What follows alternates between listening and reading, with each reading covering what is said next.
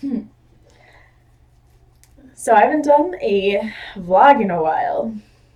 Just realized how long it's been, and I was came home. It's just been a profound, ridiculously divine day, and I was like, must go home and journal and write all my experiences, and it's a jumble because there's so much just whoo.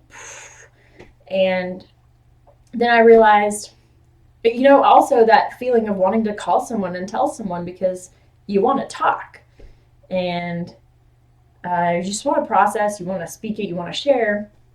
And I realized a video. Haven't done that in a while, and that's kind of the perfect thing right now. So I've been seeing a therapist for like, I don't know, maybe it's like the sixth time. And at times, actually, the past two times, it's gotten really intense. And before that, and even the times, both the two previous times, I was like, I don't know if this is like doing it for me because I don't know. I just don't feel like we're getting that deep or that um, maybe her experience isn't very much or yada, yada, yada.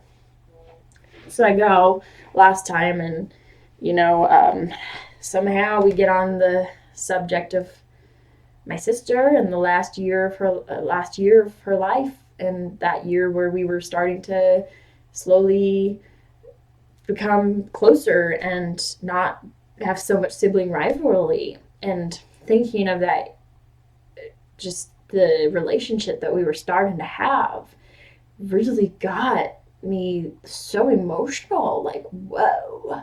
And she's like, you don't think about that often, do you? And I'm like, nope. And I just had to like take some moments and just cry. Um, and then this time, it's been a really intense week.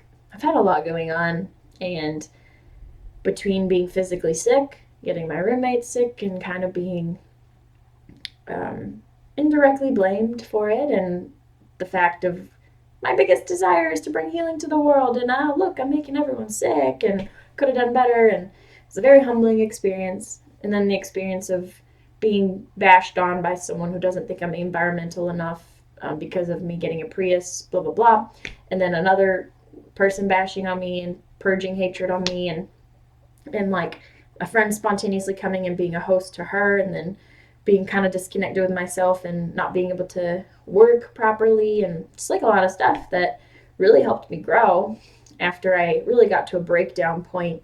And from that breakdown, realizing because of other experiences I'm having with other people that I'm helping them, um, the only way out is through, and not wanting to run from those feelings. So just sitting with it and being like, asking the wise mind what these experiences are for and what they're here to teach me.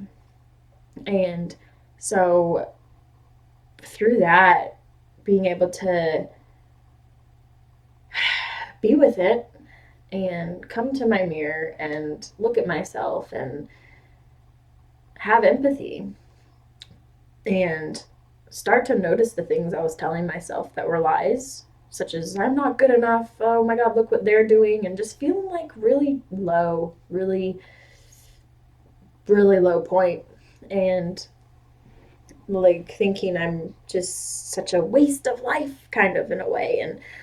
Um, and getting to where I come in the mirror and I have to really be like, what's the truth about me?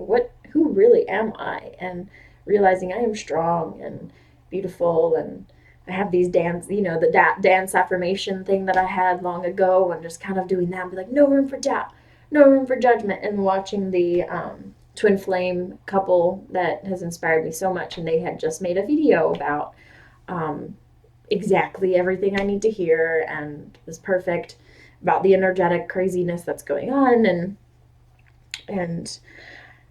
and then just being able to practice some self-love. I decided to put on some makeup and really tune in to how I feel and not push it away. And through that, through connecting with myself, just became an amazing, incredible night, a really productive night. And just, and then the next day, was able to move a lot of those feelings about a lot of things that I've been feeling. And through dance church, it's silence, it's ecstatic dance, everyone's kind of dancing, and you feel in the music, and you're able to really move through some stuff in a safe container. And I had tears, and just being able to like move that and have moments where you just don't care what anyone thinks and are really able to process your stuff. And that was my second time going to dance church. And then that night, going to a sound healing, where it's a sound immersion journey that this beautiful divine human does, Kennedy. And just being in bliss land and visions and going somewhere else and having such an open heart experience, and so healing. And wow, just like the epic end to a week, Sunday night. And then today, going to therapy, and whoa, so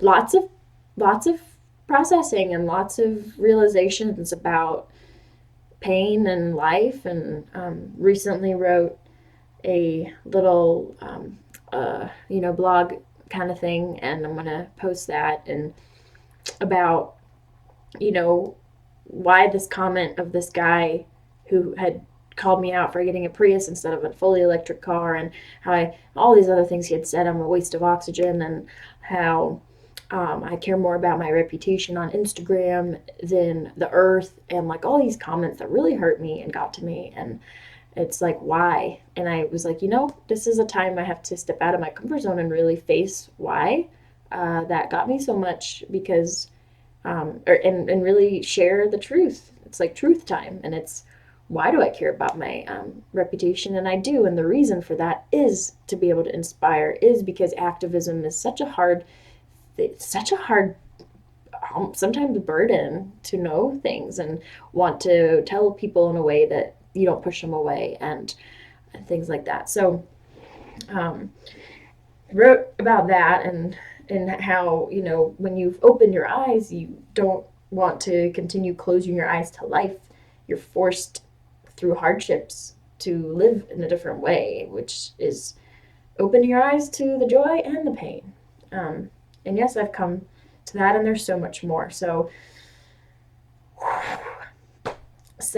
wow, I really wish that therapy appointment was recorded. We're talking about, I'm just like processing so much stuff, and like just talking about all that's going on. And then my love with Tristan, and how it's hard to love him in that same intensity when he's far away, and that constant battle with being disconnected from him, such a deep love that we have, but like just disconnecting from that is really brought a lot about loving someone, being able to, like, that fear of being able to love someone who's not here, and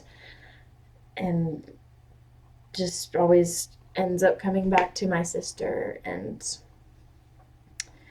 so by the end of therapy appointment, got to a place where we're talking about me wanting to heal. I want to heal. I want to, I have moments, like 30-second moments of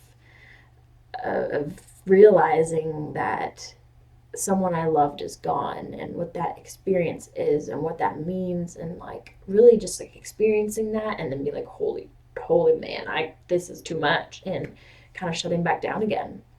And I've had that for years. And like the battle between, like, so the other night when I had that experience, just, I think, I don't know, the other night I had that, I don't know what it was. I don't know if it was just like 2 nights ago when I was having that breakdown. But I had that moment of connecting and being like, because oftentimes I tell myself, yes, of course I want to experience the loss because I want to heal, and that's the only way to do it. But like, I really had that moment of facing it and being like, do I really want to face this? Do I really want it to be a reality? And it's like choosing between healing and feeling the pain. And I was like, I don't really want to, because it's so painful. And just going into the therapy appointment with that truth of like, this is a dilemma that I have with 10 years. Do I want to live my life fully and really be able to do what I'm capable of and be able to help and create art and music and create the life that I want to live? And what's blocking me is that pain that I am terrified to accept and face and embrace. I have moments of it, and at the end of the day, I know I want to heal. But it's like this push and pull, tug of war, because and that brings me anger, and I had visions of like, whoa, I had some angry visions, and like, whoa, I want to like grab this bottle and hit things with it, and I'm having a vision of me carrying, like having this bat, and I'm just like banging things and breaking shit because I'm pissed off that is my life, that this is what I have to do, that this is what I have to face in order to live fully the life that I want to live, the life that I'm created to live, that I have to face this deep pain of losing someone that I love. And yeah, I was pissed.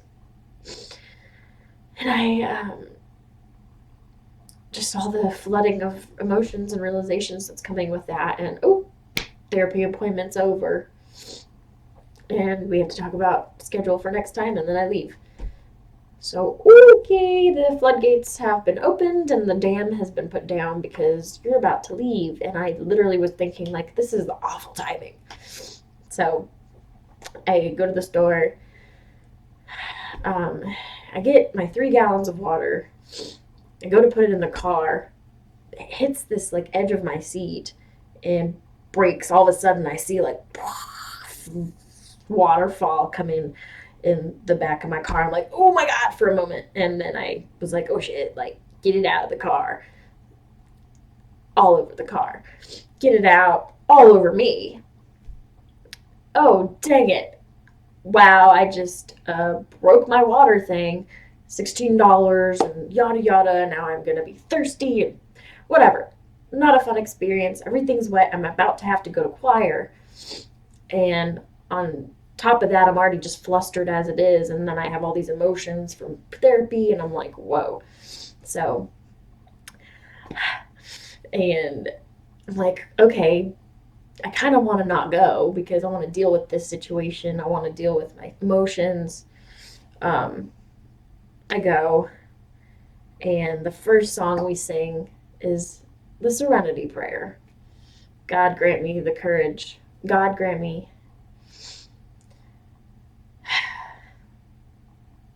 courage to change the things I can, the serenity to accept what I cannot change, and the wisdom to know the difference. And we did our different parts, and the part that I did, the part that I liked was, God grant me the serenity to accept the things I cannot change. And so you're repeating that over and over, and I'm like, whoa. I go in here with like this sadness that I just burst my water, and that sucks. And I have to go buy another one. I just wasted this plastic. And I'm also just feeling like I'm able to better deal with life in general. Like, changes like that would happen used to traumatize me before. But, like, okay, this is what it is. But the fact that I'm repeating that over and over, and it's symbolic of, like, also what we're talking about, like, in therapy of this, we also talked about that, like accepting the things you cannot change and changing what you can. We literally had just talked about that. And death of a loved one is one of those things you can't control. And so, wow, I get to repeat that over and over. And then the second song we sang, I wrote it down, is by Hafez. And I'm like, oh, cool. Hafiz poem, and it's the beating, the beating, the beating of my wings complete me, and sends me across the sea of separation to the land of deep connection. So that's the part I got to sing. And it's about spreading your wings and knowing that it's love, love, love. And that was amazing. And deep connection with all. And here I am, having quit weed 2 months ago. And the thing that connected me so to life so easily. And I am at a place where I want to connect deeply with life and humans, and knowing the block to that is pain. And that when the veil is lifted at times, it's beautiful, and but also hard, because in that reality, the truth is that I had a sister that I loved who's gone. And so right in the end of therapy before I left was that realm. It feels like a different world. And I just looked at my therapist, and I feel weird calling her that, but she seems like a friend who is helping me process things. But in the room we were in, and her in that space, and like this, it's the same exact reality, same exact like world you're in around you, but suddenly it looks like I'm a different person. Like there's something different experiencing this experience. There's a different view. And the only way I can explain it is all the metaphors have lifted the veil. And I had that moment of reality and what it would look like to actually deal with my emotions and actually go through the healing. And thinking about that is terrifying. And I was getting emotional and boiling up, and that's the note I left on. Basically, we left it at that, and wow, timing. But so it's like the song, back to the song, it's the deep connection with life, and flying and loving. And then the third song was, I love that you were here with me. I love that you were with me. And those were the two lines. And I think there was a second verse that was also epic. Um, and then at the end of choir, so I'm like, wow, these three songs are just epically wow. So then he gave us 10-minute break.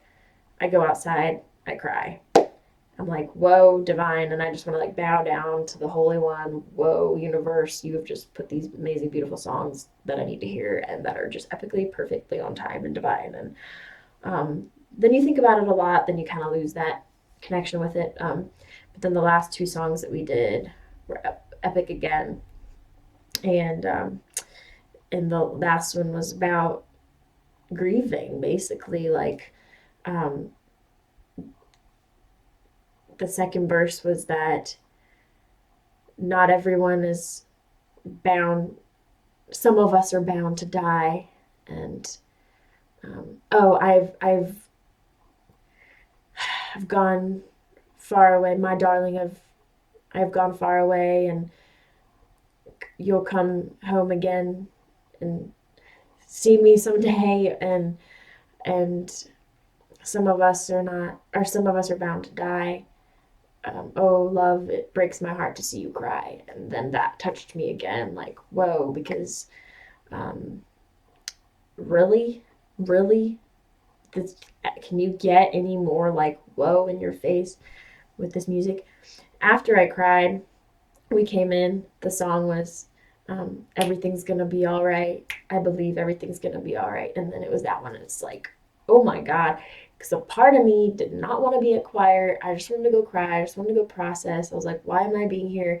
And throughout the night, I'm just, first of all, wow, can you get any more epic with the meanings of these? And then also, like, being able to sing my sorrow and sing my grief and be vulnerable with it. Something I had shared in therapy was I have dreams at night of because I love to sing and of trying out for American Idol or trying out for this and that.